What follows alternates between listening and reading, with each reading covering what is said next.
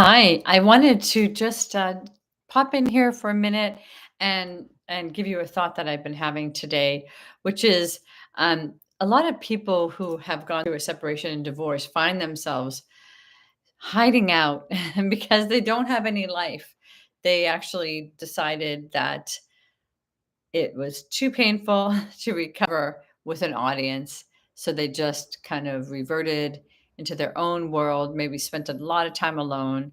A big common one is working a whole lot, trying to feel important or just productive.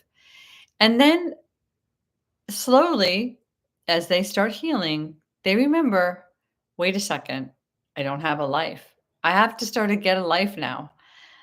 So that means like engaging in the world, really working on your social skills, um, figuring out who are the new people you want to hang out with.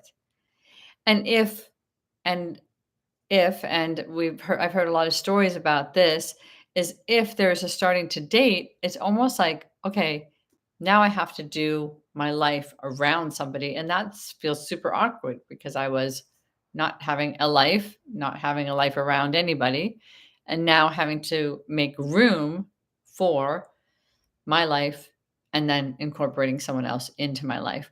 It sounds complicated, and it is about getting back out there and working through all these levels and layers of engaging again.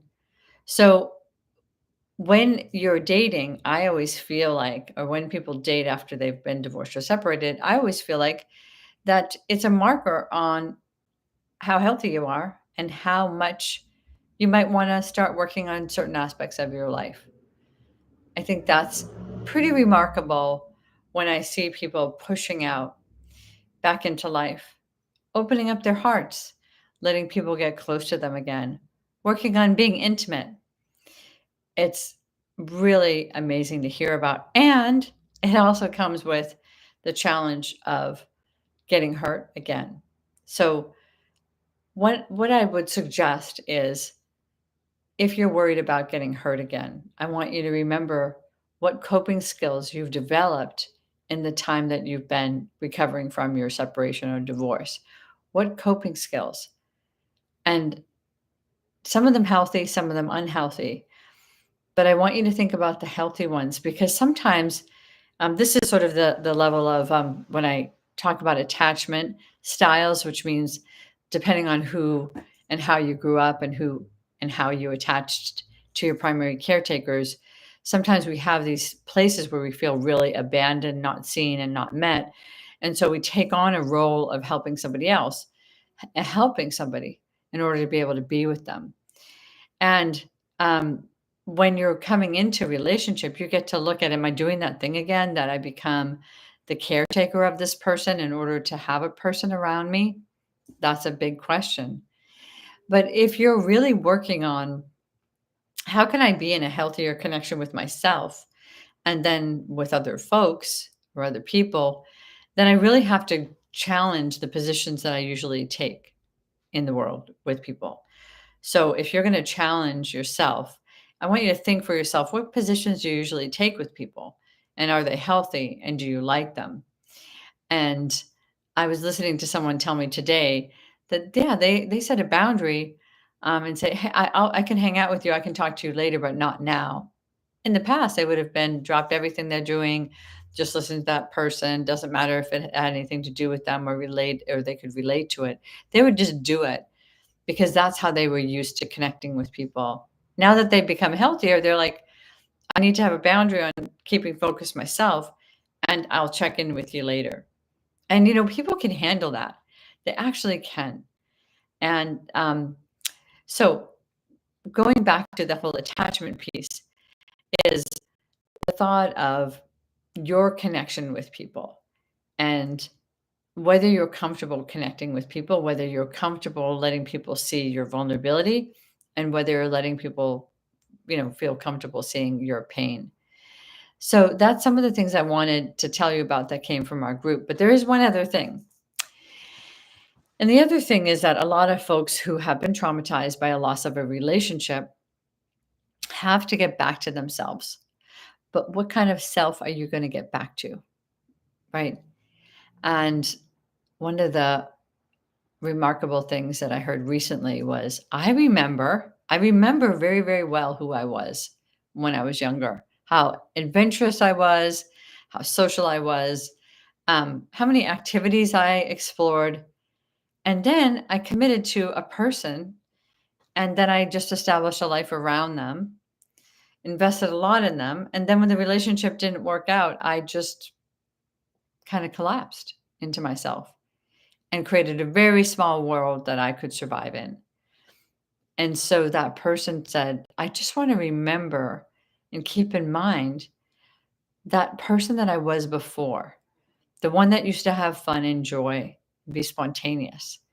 And the more that I separate from that person who I invested a lot in, and that relationship isn't working anymore, the more that I can go back to that old person. But I got to remember who that person is, which brings me to my last tip for you is create a new persona about who you want to be or who you've been, who you want to have come back. Who is this person that you want to be? Let's hold a model up for yourself so that you're like, how would that person act if they went to a party? How would that person act if they just feel like, we're just going to just watch movies this weekend? How would that person act if they feel frightened or if they are worried that they're going to get hurt? So create this healthy persona, but remind yourself of this new persona every day and always talk to this persona. Like, advise me, help me, show me, you be my marker. Healing takes courage. Healing takes courage. And one of the things I love to think about is the concept of call your energy back to you, away from the situations that didn't work from you, from the toxicity, and call the energy back to you. Use that energy that you might put out as tension or reserve and call it back to you. How do you want to use that energy? How do you want to focus on yourself? Yesterday, I'll give you a little personal story. I was upset about something. I was upset about an interaction that I had with somebody. And I started to ruminate. And I've been talking a lot recently about being present and practicing presence. And I realized I was upset about somebody, but I couldn't really get out of my head about it. It wasn't really working. So I thought, okay, practice what you preach and do something to get rid of that energy and focus back on yourself. So every time that energy came up, I moved. I moved my body.